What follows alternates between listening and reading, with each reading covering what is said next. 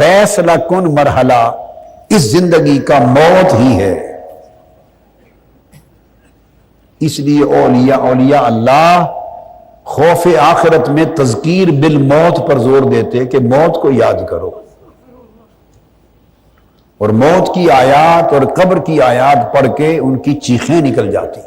اس طرح خوف اور رجا، قبر اور آخرت کے عذاب کا خوف، یہ خوف اور رجا اللہ کی رحمت اور بخشش کی امید، جب خوف و رجا ملا کے زندگی میں چلتے تو ان کی خشیت بنتی تھی، اور خشیت والوں کے رونگٹے ہر وقت کھڑے رہتے تھے۔ خوف اور رجا کے ملنے سے خشیت پیدا ہوتی، اور پھر کیا کرتے؟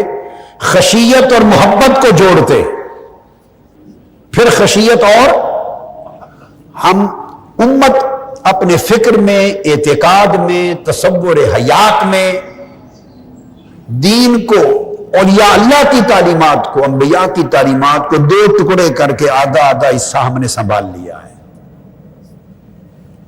کچھ نیرے خوف والے ہو گئے، کچھ نیرے رجا والے ہو گئے۔ ہم لوگ الا ماشاء اللہ ہم صرف اہل رجا ہیں، ہم امید ہی امید رکھتے ہیں، خوف کی طرف نہیں جاتے۔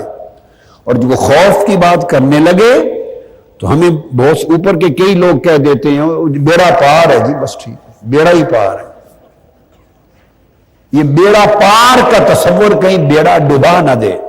پوری کشف المحجوب اٹھا کے دیکھ لیں، بغیر عمل صالح، بغیر اللہ کا خوف، بغیر خشیت، بغیر محبت، بغیر تقوی، بغیر قیام اللیل، بغیر صدق اور اخلاص، بغیر ریاضت، بغیر مجاہدہ، بغیر عبادت، ان کے بغیر ساری کشف المحجوب میں کہیں بیڑا پار نہیں کرایا داتا صاحب نے۔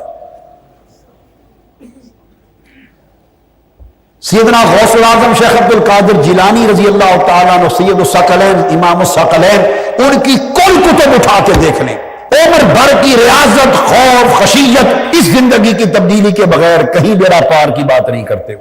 شیخ شہاب الدین سہروردی کی عوارف المعارف پڑھ لیں، ایسے خالی بیڑے پار کی کہیں بات نہیں کرتے۔ امام اعظم کی پڑھ لیں، احمد بن حنبل کو پڑھ لیں، امام شافعی کو پڑھ لیں، شیبان رائی کو پڑھ لیں، جنید بغدادی کو پڑھ لیں، جس کا چاہے پڑھ لیں۔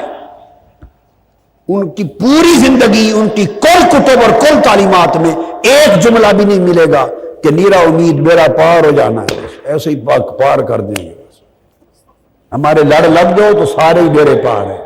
یہ جو ہمارے اندر، ہمارے مسلک میں عمل کی خرابی اور کمزوری آ گئی ہے، اس کا بنیادی سبب یہ ہے کہ ہم نے تصوف کو بے عملی بنا دیا ہے، خالی نسبت پر بیڑا پار ہے۔